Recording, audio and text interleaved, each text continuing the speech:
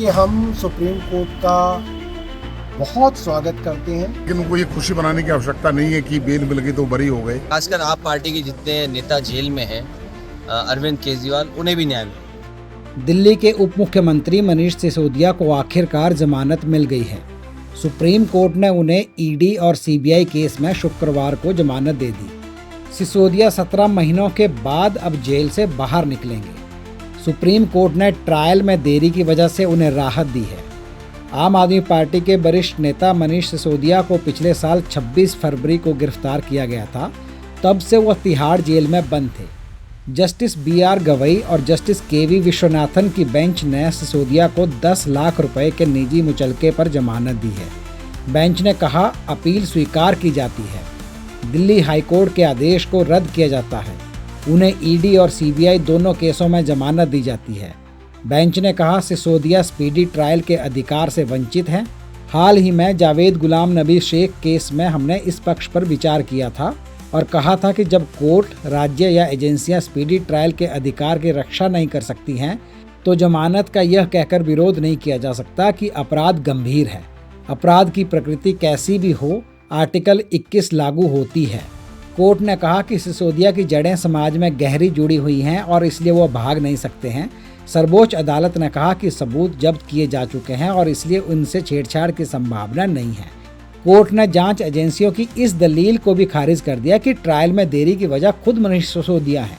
Supreme court ने कहा कि ट्रायल में देरी के मामलों में निचली अदालतों को उदारता से जमानत पर विचार करना चाहिए।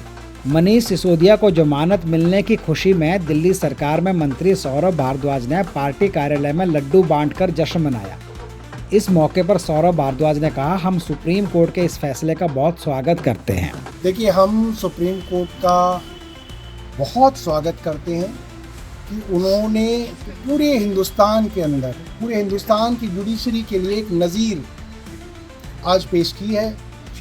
सुप्रीम कोर्ट ने पर्सनल लिबर्टी पे जो कमेंट्स किए हैं, वो सभी ट्रायल कोर्ट्स और हाई कोर्ट्स के लिए एक तरीके से कह सकते हैं एक एजुकेशन लेने का समय है कि bail is a matter of right, jail is an exception. आप खुद अपनी ट्रायल कंप्लीट नहीं कर पा रहे हैं, आपकी इन्वेस्टिगेशन ख़त्म नहीं हो रही है, ट्रायल के अंदर आपके हज़ारों डॉक्यूमेंट्स आपने डाल दिए, सैकड़ों विटनेस उसके अंदर आपने लिस्ट बना दी। ट्रायल आपने कहा कि 6 से 8 महीने में ख़त्म कर देंगे, 8 महीने बीत गए, अभी तक तो ट्रायल आपकी शुरू नहीं हुई है। आप कैसे किसी को जेल में रख सकते हैं? सिर्फ और सिर्फ केंद्र सरकार का एक षड्यंत्र है। झूठे सच्चे मामले अपने अपोजिशन के लीडर्स के ऊपर डाले जाए, ट्रायल को लंबा खींचा जाए और PMLA के काले कानून के नाम पे बड़े बड़े अपोजिशन के लीडर्स को जेल में रखा जाए।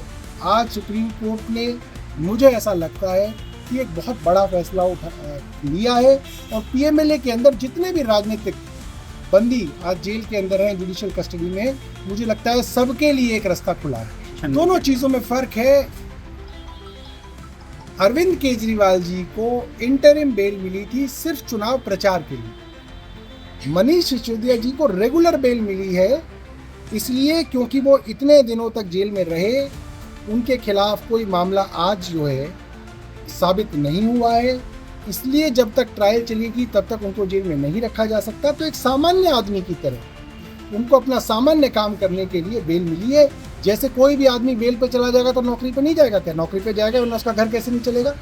काम धंधा नहीं करेगा तो वो करेगा। तो उसी तरीके से ये बेल पे छूटे हैं और जो सामान्य तौर पे काम करते थे वो करेंगे। सिसोदिया की जमानत को लेकर अखिलेश यादव ने भी अपनी प्रतिक्रिया दी। सांसद अखिलेश यादव ने आम आदमी पार्टी के नेता और दिल्ली के पूर्व डिप्टी CM मनीष सिसोदिया की जमानत को लेकर कहा कि आम आदमी पार्टी के जितने भी नेता जेल में हैं, सबको न्याय मिलेगा।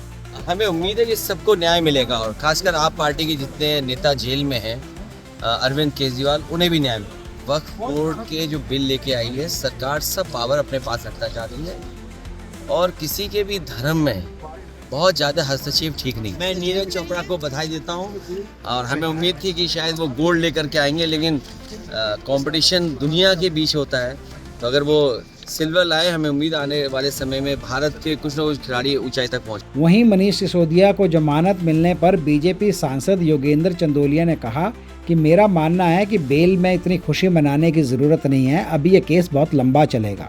MP MLA कोर्ट में भी जा रहे थे, हाई कोर्ट भी जा रहे थे, सुप्रीम कोर्ट भी जा रहे थे, बार बार रिजेक्ट हो रही थी। मेरे मानना है कि बेल एक साधारण एक प्रोसेस है जो कोर्ट ने उनको माना होगा, लेकिन उनको ये खुशी मनाने की आवश्यकता नहीं है कि बेल मिल गई तो बरी हो गए। अभी केस चलेगा और अभी दिल्ली के मुख्यमंत्री भी अंदर हैं, बहुत सारे अधिकारियों ने जो स्टेटमेंट दी है, उनके कुलीग ने जो स्टेटमेंट दी है, तो अब ये पढ़ना पड़ेगा कि बेल में उनको क्या कहा है क्या नहीं कहा। तो लेकिन यह उनको थोड़ी सी राहत जरूर है, लेकिन अभी भी वो कल्प्रिट है।